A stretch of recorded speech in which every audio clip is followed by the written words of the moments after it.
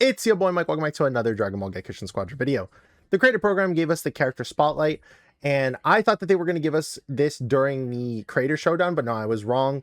I just misunderstood it, right? But let's go ahead and just hop right into it and watch it for the first time, and then we'll kind of like talk about it afterwards. I sense it.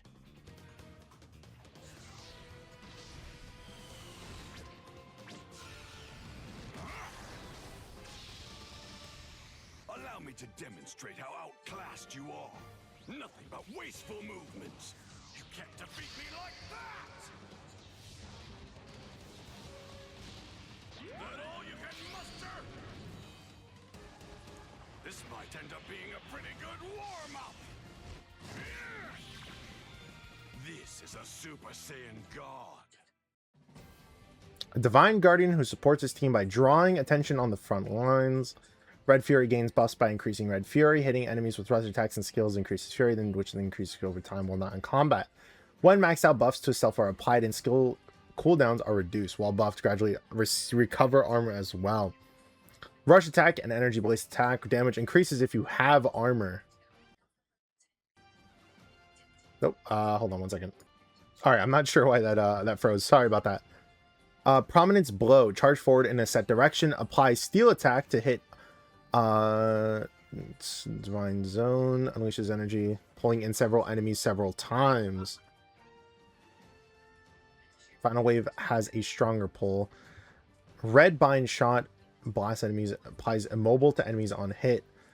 Will pursue for a set time and disappear upon hitting a wall. The number of targets increases with skill level.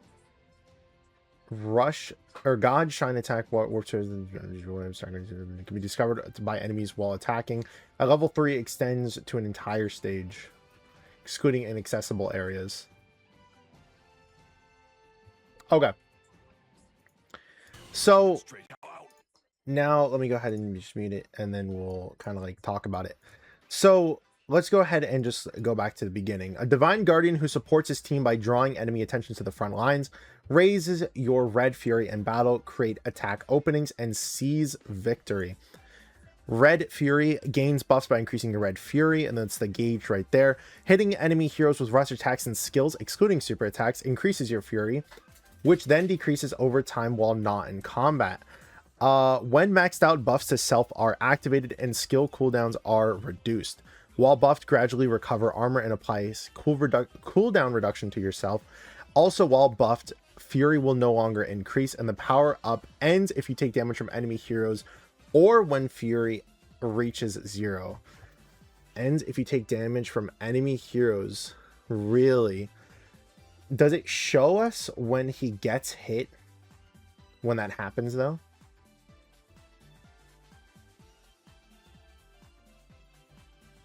No, they just stop. They just have it where he stops attacking. Because I was kind of curious on like what that would look like, but then it just like they just have it where he stops attacking. Interesting. And we can see right there that the armor also does recover over time as well. That's a decent amount of armor that you get back, though. Look at that. That's really fast too. Like that Goku basically took out more than half of his armor. Then Vegeta just was able to get it all back from this ability alone. And that's not even him using any of his what is it called? His abilities other than just one. And then yeah, and then the rush attack also increases if you have armor. We already knew that. Prominence blow, charge forward in a set direction, apply steel attack on hit to self and the enemy, stealing the enemy's attack power and adding it to your own. The higher the enemy's heroes all attack power, the greater the effect. Oh, you know who that reminds me of? Hold on, let me pull it up real quick. 17 has something a little bit similar, where if you hit an enemy and they have movement speed, it then just applies a debuff on them instead. Like their movement speed up will turn into debuffs, right? And I like it kind of reminds me of something similarly to that, right? But rather than having it where it specifically is just applying a debuff to the enemy, it just gives it to yourself instead. That's gonna help a lot for characters like Super Saiyan Goku, for example, who have it where his Kaioken is going to be giving him that like little attack boost. Like let's go ahead and just pull up damage units real quick, not to like make too big of a point off of this. Hold on. I guess it just depends on what they count as a buff, right? Like this is going to obviously hurt characters like Super Saiyan Goku. If God Goku's own Red Fury as well counts as that, like his passive, because it does say that it gives you like the buff of this, right? But I feel like it means specifically like an attack buff. So Super Saiyan Goku is here. We have, I'm pretty sure Daima Goku has it on his skill 3, right?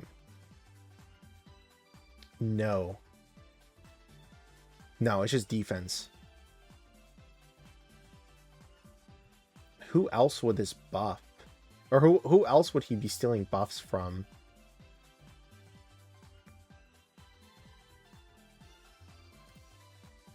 I can't really think of too many. Well, again, other than like Kaioken Goku's, because his is obvious. But I also wonder how that's going to apply to Snowball, because I think that would be the thing that it counters the most. Because it specifically says all attack power. So it's got to be stuff like Snowball. I think this is just a direct counter to Snowball. Yeah. All right, Divine Zone also has it where unleash energy pulses in the surrounding area, pulling in enemies several times. The final wave has a stronger pull, activating God Shine attack. While this skill is active, shortens the cooldown until the stronger pull occurs. God Shine attack is just his ultimate.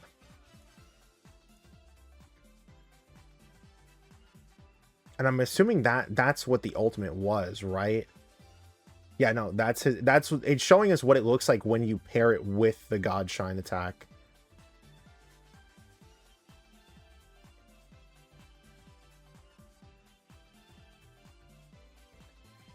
This is okay.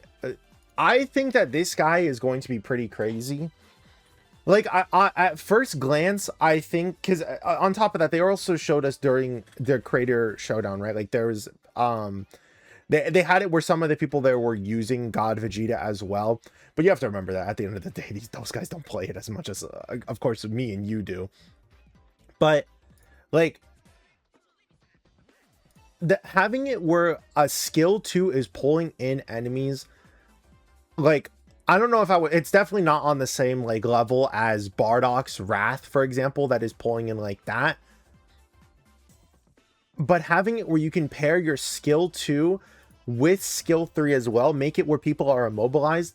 If you pair that with something like God Goku's ultimate as well, if you pair that with something like Ultimate Gohan's super attack, if you have any sort of AoE attack, I think having it where it's like you skill 2 immediately into using your skill 3 to make it where people cannot run away, and then having it where you immediately pair it with literally anyone else's AoE attack on top of that, that's going to be pretty good.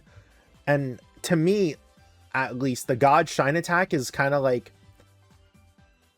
oh, there's a boss over in this area, bam, I'm right there. It doesn't necessarily look like something you're going to be confirming with per se. I think it's just something that's just like, okay, I want to go over. It's like instant transmission. That's what it looks like to me, where it's like, okay, I need to get over there right now and go help out, yada yada yada, right? Let's go ahead and just read the rest of this though. Fire energy blast at a set range applies immobile to enemies hit. Energy blast will pursue enemies for a certain time. It's good. Gotenks goes basically.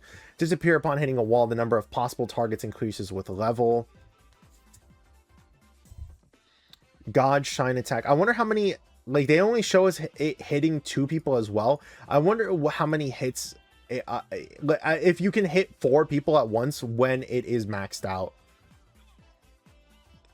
Yeah, and then at level 3 it extends the entire stage. So again, it's just instant transmission. I don't know, he looks like he could be pretty fun though. Like it's really hard to say like, oh yeah, no, this guy's going to be on the same level as like Bardock and stuff.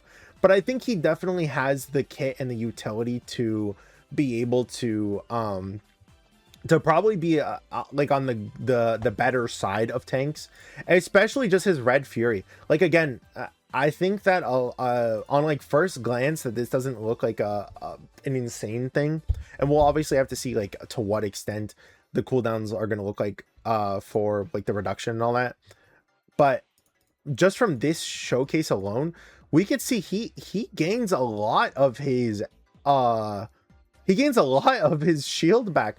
Like that is an insane amount. And I get it, it's not like, oh yeah, the person's gonna just have to put their controller down and allow you to attack him, but I think overall he looks really good. Either way though, let's go ahead and just stop here for today. Thank you guys for watching. Hope you guys have a great rest of your week, and hope to see you guys in the next one. Peace.